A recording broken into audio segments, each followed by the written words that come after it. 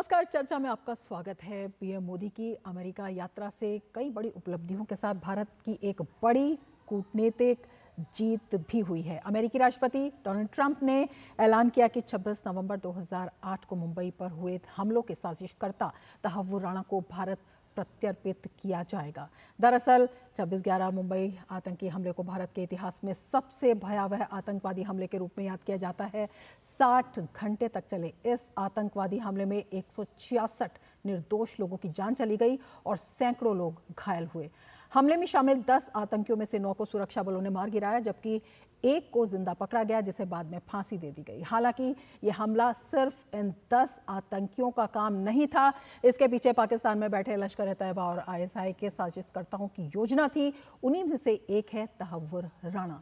कितनी बड़ी सफलता सरकार की कूटनीति की, एजेंसियों के प्रयास की और दुनिया भर में आतंक के खिलाफ कितना बड़ा यह संदेश, इसी पर करेंगे आज चर्चा। मैं हूं रमा त्यागी। हमारे साथ जुड़ेंगे दो खास मेहमान और हमारे संवाददाता नीरज सिंह, जो उस वक्त वहां पर मौजूद थे और जान की परवाह न करते हुए उन्होंने वहां से रिपोर्टिंग की।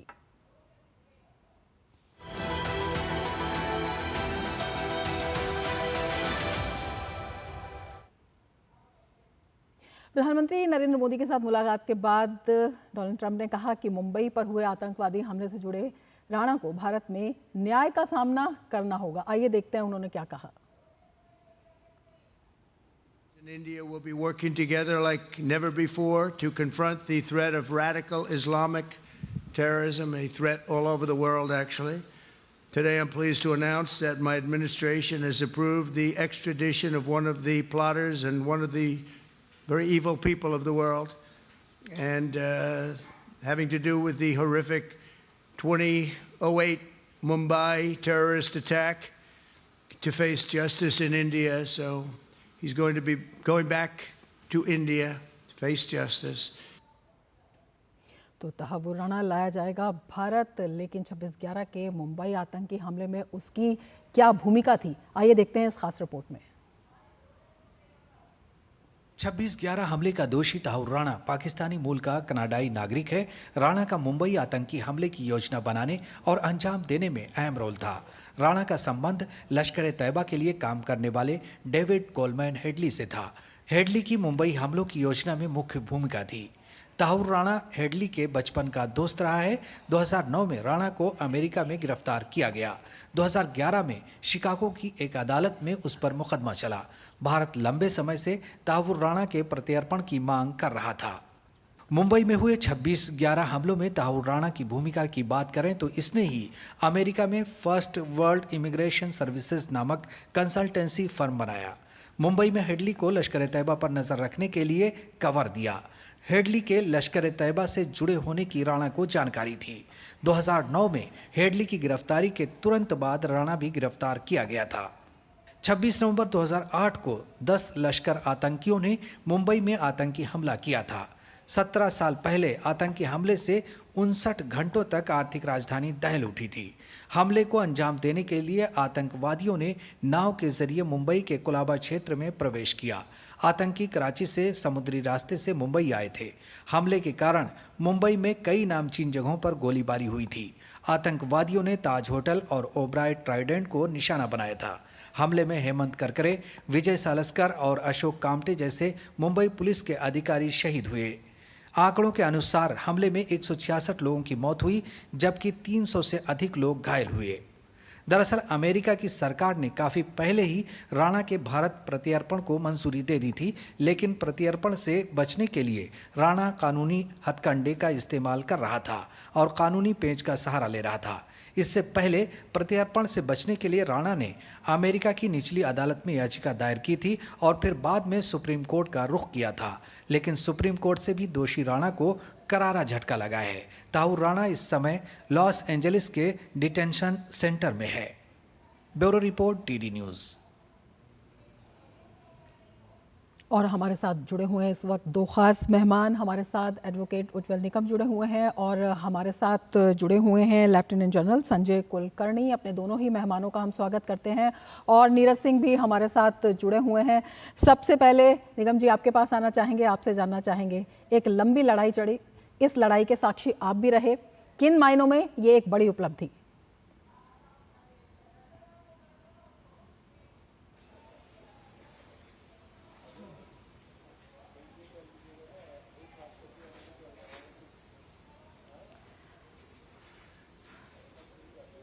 निगम जी, आपको मेरी आवाज आ रही है?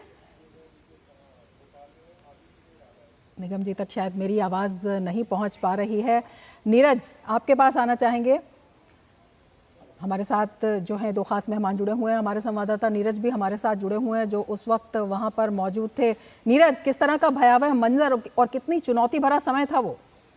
देखिए, बिल्कुल आप देखें कि उस समय 2008 में जब ये आतंकी हमला हुआ 26/11 को, तो पूरी की पूरी मुंबई की अगर हम बात करें तो पूरी मुंबई दहशत में थी, क्योंकि 10 आतंकवादियों ने मुंबई के अलग अलग स्थानों पर गोलीबारी की, कहीं पर बम फेंके, और वो दृश्य तमाम मीडिया के थ्रू लोगों ने देखे भी थे कि किस तरीके से जो लोग हैं उनकी मौत हुई उस घटना में। आप देखें कि चाहे ताज होटल हो या ओबराय होटल हो, और इसके अलावा और भी कई सारी ऐसी जगह थी जहां पर इन आतंकवादियों ने हमला किया। अंधाधुंध गोलीबारी इन्होंने की, जिसमें 166 के करीब जो निर्दोष लोग हैं वो उसमें मारे गए। कई सारे पुलिस के आला अधिकारी इस हमले का शिकार हुए। उस तरह में पूरे मुंबई में एक तरीके से ऐसा भयानक वातावरण था कि मानो पूरी मुंबई में चारों तरफ से प्लानिंग के तहत हमले किए जा रहे हैं। और उस समय रिपोर्टिंग करना भी अपने आप में चैलेंजिंग था, क्योंकि ताज होटल के सामने जब हम लोग रिपोर्टिंग कर रहे थे उस समय लगातार जो गोलीबारी है वो हो रही थी। वो तमाम जो दृश्य हम लोगों ने देखे हैं कि किस तरीके से इनकाउंटर हो रहा था। आतंकवादियों को धराशायी करने के लिए हमारे जो सुरक्षा बल के जवान हैं, एनएसजी के कमांडो हैं, वो लगातार ऑपरेशन कर रहे थे। तो निश्चित तौर पर वो ऐसा दिन था जो शायद ही कोई भूल पाएगा उस दृश्य को। लेकिन उसके साथ साथ ही आप देखें कि हमारे मुंबई पुलिस के कई सारे जो जवान जो शहीद हुए, उन्होंने अपने कर्तव्य का पालन करते हुए, आपने देखा भी होगा कि अजमल कसाब को जिंदा पकड़ा और जिसे एक लंबी कानूनी प्रक्रिया के बाद फांसी पर भी लटकाया गया।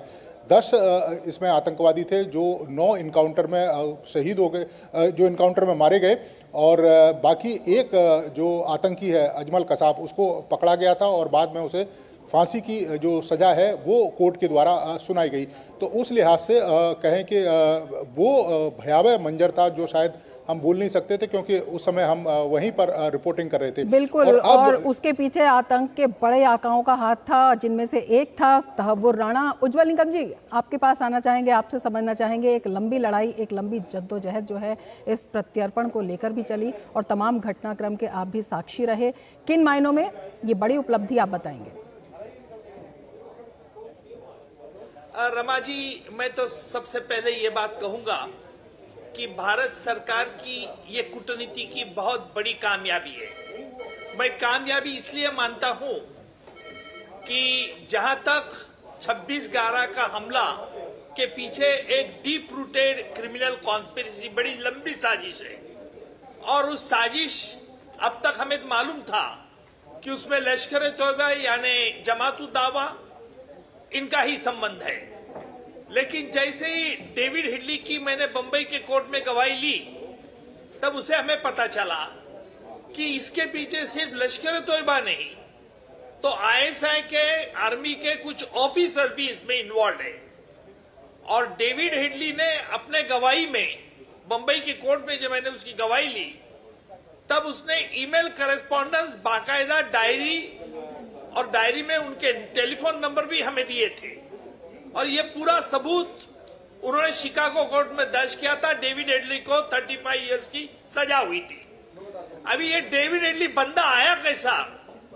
26/11 के पहले बंबई में आया था, और तहव्वुर राणा का जो इमिग्रेशन सेंटर जिसके तहत वो यहां आया था, और बंबई में ऑफिस खोलने के बाद जहां जहां ये आतंकवादियों ने जो टारगेट प्लेस किए थे, जहां उन्होंने फायरिंग की थी, उस जगह के फोटोग्राफ्स उन्होंने पाकिस्तान में जाके लश्कर-ए-तौबा को दिए, और जिसको हाफिज सईद, झकीउर रहमान लखवी, इनको इस बारे में जानकारी दी। ये on oath evidence David Headley ने दिया था। और ये तहव्वुर राणा, ये 26/11 के पहले भी मुंबई आया था, बाद में मुंबई आया था, होटल ताज में रुका था। तहव्वुर राणा दिल्ली में गया था, पूना में गया था। किस लिए गया था?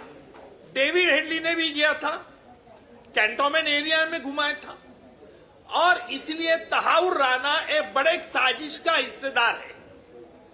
जहां तक मैं मानता हूं कि तहाउर राणा को शिकागो कोर्ट ने जो सजा दी थी, उस सजा भुगतने के बाद तहाउर राणा फ्री हो सकता था, लेकिन भारत सरकार ने गुहार लगाई थी कि तहाउर राणा एक साजिश का हिस्सेदार है, इसलिए हम उसे एक्सट्राडिट आपने करना चाहिए। अमेरिकन कोर्ट में उसने अनेक अलग अलग हथकंडे उपलब्ध है। पूरे फेल होने के बाद सुप्रीम कोर्ट ने उसकी रिव्यू पिटीशन भी फाइल कर दी, डिसमिस कर दी। जी, अभी एक बहुत अहम चीज यहां है, हमारे प्रधानमंत्री जब यूएस में थे तभी डोनाल्ड ट्रंप जी ने खुद ऑन हिज ओन उन्होंने कहा कि हम भारत को तहाउर राणा को सौंपना चाहते हैं, उसे एक्सट्राडिट करना चाहते हैं। मिस्टर ट्रंप ने एक अहम कदम उठाया और उससे पूरे दुनिया को यह जानकारी दी कि अगर भारत में कोई भी दहशतगर्दी कार्रवाई करेगा तो उसे अमेरिका में बख्शा नहीं जाएगा, उसे भारत में सौंपा जाएगा। एक strong signal across the globe इससे माध्यम से दिया है। बिल्कुल। और मुझे लगता है कि ट्रंप ने एक और सेंटेंस भी कहा है कि यादी तो बहुत लंबी है, हम इससे चाहते हैं कि अभी ट्रंप सरकार ने पाकिस्तान में जो भगोड़े छुपे हुए हैं जी 26/11 के, और वैसे फाइनेंशियल टेररिस्ट भी जो कई कानून के अंदर छुपे हुए इंग्लैंड में हैं, उन पे अमेरिका ने, यूएस ने एक अपनी जवाबदारी, रिस्पॉन्सिबिलिटी एक सीनियर स्टेट करके माथे से एक गुजारना चाहते समय चाहता हूं। मुझे लगता है कि ट्रंप ने और हमारे मोदी जी की दोस्ती गहरी है, क्योंकि पहले भी वो 5 साल प्रेसिडेंट थे। मुझे लगता है कि आगे चल के इसके बहुत कुछ अच्छे नतीजे मिलेंगे हमें, ऐसा मैं उम्मीद करता हूं। बिल्कुल। संजय कुलकर्णी जी, आपसे समझना चाहेंगे कितना बड़ा संदेश जाता है आतंकवाद के खिलाफ, और भारत ने जिस तरह से आतंकवाद के मुद्दे को विश्व के बड़े बड़े प्लेटफॉर्म्स पर उठाया है, उसको एक बड़े समर्थन के रूप में जब डोनाल्ड ट्रंप इस चीज का ऐलान करते हैं और वो कहते हैं कि आतंक के खिलाफ वैश्विक लड़ाई में अब किसी भी आतंकवादी को इस तरह से बख्शा नहीं जाएगा। रमा जी, इसमें बहुत बड़ा मैसेजिंग, और आप समझ सकते हैं कि पाकिस्तान के अंदर किस तरह से लोग खिलखिला उठे हैं कि ऐसे कैसे हो गया कि पाकिस्तान को सब बदनाम करें। पाकिस्तान खुद उस हालात में पहुंचा है क्योंकि उसने खुद ही अपनी कब्र खोदी है, और यही कारण है कि पूरे विश्व भर में अब पाकिस्तान जो है एक आतंक का गढ़ माना जाता है। ये हेडली जो है, इसको दाऊद गिलानी कहते थे, और तहाउर राणा, आप समझ सकते हैं ISI, उनके मेजर्स, उनके पूरा कनेक्टेड, कहां से कनेक्शन, कहां से टेलीफोन टैपिंग, एनएसजी किस प्रकार से जा रहा है, एनएसजी का ऑपरेशन जो उधर हो रहा है, संदीप उन्नीकृष्णन क्या कर रहे हैं उसके बारे में उनको खबर, मतलब कंप्लीट, जिसे कह सकते हैं कि पूरा का पूरा मास्टरमाइंड ये जो राणा है, ये सब जानता था। इस तरह के ऑपरेशंस किसी होटल में या शिवाजी टर्मिनस में हो नहीं सकते जब तक कि पूरी रखी ना हो, उसके बारे में जानकारी ना हो, और फिर उसको ये 10 आतंकियों ने पाकिस्तान कराची से आकर के समुद्र के रास्ते से आना, इस तरह से घुसना कैसे, ये जो पूरी कार्रवाई है साफ दर्शाता है। और पाकिस्तान, खासकर पाकिस्तान जैसा देश जो which uses terrorism as an instrument of state policy, एक मैसेजिंग जाता है कि अगर कोई देश इस तरह के आतंक। आपकी रसोई का दिल एलपीजी गैस स्टोव है। एलपीजी गैस स्टोव है मेरा ISI और DIS प्रमाणित एलपीजी स्टोव मेरे पसंदीदा भोजन को पकाने के लिए आवश्यक हीट का सोर्स है। मैं सुरक्षित रूप से और खुशी से खाना पकाने का आनंद ले सकती हूँ।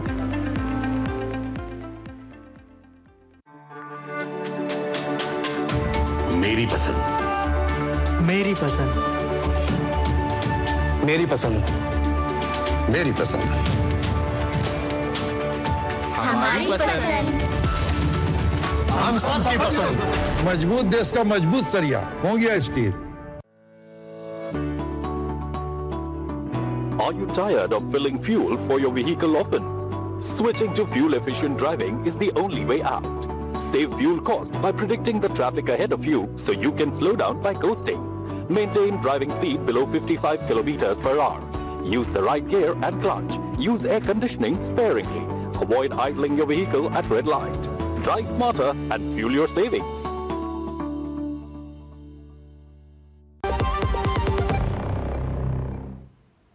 ब्रेक के बाद फिर से आपका स्वागत है इस खास कार्यक्रम में। हमारे साथ दो खास मेहमान जुड़े हुए हैं। हमारे संवाददाता नीरज सिंह भी हमारे साथ जुड़े हुए हैं। उज्जवल निगम जी, आपसे समझना चाहेंगे, बेहद शातिर तहव्वुर राणा और मुख्य साजिशकर्ताओं में से एक लगातार चकमे देता रहा, लगातार बचने की कोशिश करता रहा। किस तरह से तमाम पेचीदगियां, किस तरह से तमाम मोड़ इस पूरे केस में आए, और अगर देखा जाए 2008 से लेकर 2011-12 तक इसमें कुछ खास नहीं हुआ, उसकी क्या वजह रही, और 2013 के बाद इसमें किस तरह से तेजी आई, अगर हम प्रत्यर्पण की कोशिशें करते हैं, की बात करते हैं तो?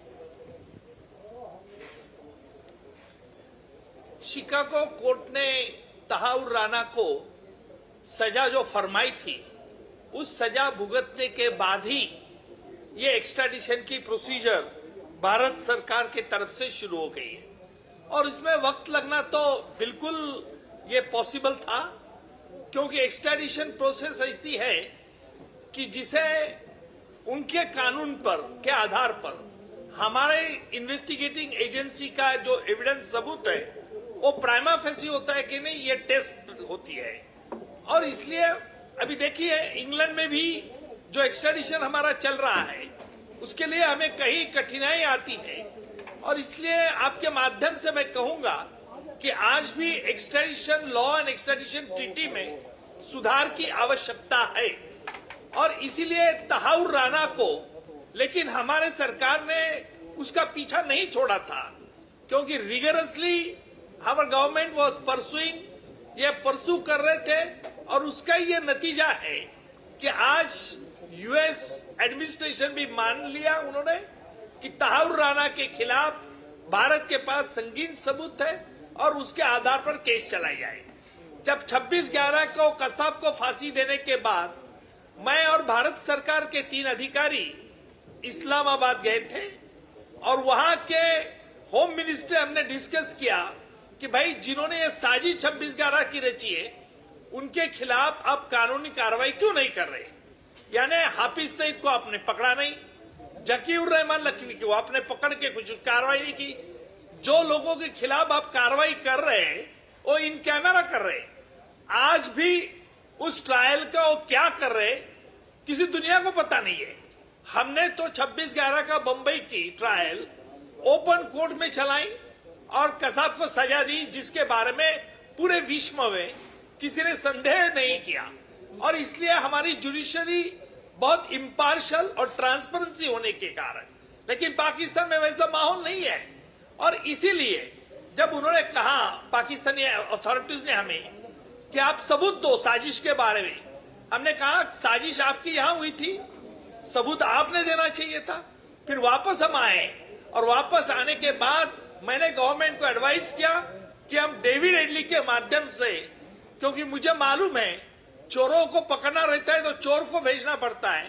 अंग्रेजी में कहावत है, set a thief to catch a thief, और इसी कहावत के माध्यम से हमने डेविड हेडली की गवाही ले दी, उसको माफी दी, क्योंकि डेविड हेडली भारत में नहीं आ सकता था, क्योंकि यूएस एडमिनिस्ट्रेशन और उसको प्ली बार्गेन एग्रीमेंट से उसको राहत मिली थी, और इसीलिए डेविड हेडली के माध्यम से आज हम तहव्वुर राणा तक पहुंच गए हैं। और मैं मानता हूं कि तहव्वुर राणा के आने के कारण एक लार्जर क्रिमिनल कॉन्स्पिरेसी जो हुई है, जो 26/11 के अलावा भी है। मैं कहता हूं कि तहव्वुर राणा और ये डेविड हेडली, इनका सिर्फ लश्कर तोयबा से संबंध नहीं था, लेकिन अलकायदा से भी ये जुड़े लोग थे, और इसलिए पूरी अभी साजिश के बारे में उसका पूरा मैग्नम खुल जाएगा, ऐसी मुझे उम्मीद है। बिल्कुल, कई बड़े खुलासे होंगे। संजय जी, आपसे समझना चाहेंगे, कितनी बड़ी इस ताकत होती है सरकार की पॉलिटिकल विल की भी, क्योंकि अगस्त 2023 की बात करें तो केंद्रीय गृह मंत्री अमित शाह ने साफ तौर पर पार्लियामेंट में कहा था कि प्रत्यर्पण के तमाम जो केसेस चल रहे हैं उन पर जो है कार्रवाई हो रही है, और तहव्वुर राणा को जो वापस लाने की बात है वो भी जल्द कर ली जाएगी, और अब जो नतीजा है वो सामने है। रमा जी, निकम साहब ने जिस तरीके से काम किया और सरकार और जिस प्रकार से नेतृत्व भारत सरकार का लगातार इसके पीछे लगे रहना और ये साजिश का पर्दाफाश करना बहुत जरूरी था, क्योंकि डेविड हेडली और राणा ये दोनों मिलकर के आईएसआई के साथ ये जितने भी आतंकी संगठन है, लश्कर तैयबा है, आपका जैश ए मोहम्मद है, अलकायदा है, ये सब के साथ मिलकर के भारत, और अभी धीरे धीरे करके सभी आउट हो रहा है कि किस प्रकार से कितने संस्थाएं हैं, कितने लोग हैं, कितने ऑर्गेनाइजेशंस हैं जो भारत के बीच इस तरह के कांड कराने में लगे हुए थे। ये हम लोगों का ही एक सतर्क रहना बहुत जरूरी था, और आज और भी ज्यादा जरूरी है कि इस तरह के इंटरनेशनल ऑर्गेनाइजेशंस है जहां पर लोग आते हैं इस तरह के, और क्योंकि भारत के अंदर भी हमें बहुत सख्त नजर रखनी पड़ती है कि लोग तरह तरह के लोग हैं, तरह तरह के इनके आइडियोलॉजीज है, और इन आइडियोलॉजी से लड़ने के लिए इनके ऊपर नजर रखने के लिए आप समझ सकते हैं कि निकम साहब ने किस प्रकार से डेविड हेडली के द्वारा फिर राणा को पकड़ा, फिर राणा के द्वारा कितने साल लगे, कसब को फांसी की सजा दिलाई। ये क्या दर्शाता है कि कानून भारत के अंदर ट्रांसपेरेंट है, कानून जरूर लगता है पर सजा जरूर मिलती है, जो भी गुनाहगार होगा उसको सजा मिलेगी, इसमें कोई शक नहीं है। यही कारण है ये आज पूरे विश्व भर में क्यों प्रेसिडेंट ट्रंप इस तरीके से घोषणा करे, तो वो जानते हैं कि भारत के अंदर एक लोकतंत्र है, the rule of law prevail, किसी यहाँ पर किसी और एक बड़ी राजनीतिक इच्छा शक्ति भी है। संजय जी, इसी पर चर्चा करेंगे, लेकिन उससे पहले वक्त है एक और ब्रेक का। बने रहिए डीडी न्यूज के साथ।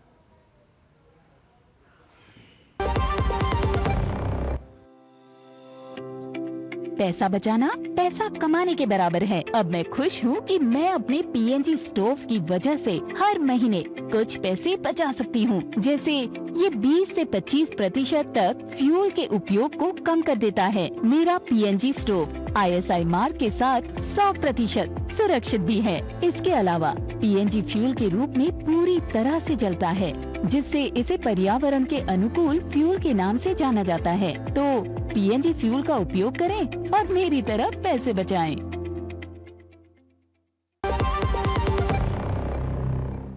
ब्रेक के बाद फिर से आपका स्वागत है। हमारे साथ दो खास मेहमान इस कार्यक्रम में जुड़े हुए हैं। उज्जवल निगम जी, आपके पास आना चाहेंगे। ये प्रत्यर्पण इस मामले से भी अहम हो जाता है, क्योंकि अगर हम तहव्वुर राणा की सज़ा की बात करते हैं तो 2027 तक, अगर मैं सही हूँ तो उसकी सज़ा वहाँ पर जो है वो ख़त्म हो रही थी, और अगर इस वक्त प्रत्यर्पण नहीं होता तो आगे फिर प्रत्यर्पण के लिए काफ़ी मुश्किलें होती। बिल्कुल प्रत्यार्पण होता ही नहीं था, क्योंकि तहव्वुर राणा ने जो कानूनी हथकंडे अपनाए, उसने ये भी कहा था कि भारत में मुझे क्यों भेजा जा रहा है, क्योंकि मुझे जिस चार्ज पे भेजा जा रहा है, भारत जिस पर मुझे ट्राई करना चाहता है, उस पे मुझे तो शिकागो कोर्ट ने सजा दी है, और हमारा भी यही कानून कहता है एक गुनाह के लिए 2 सजा नहीं दे सकती।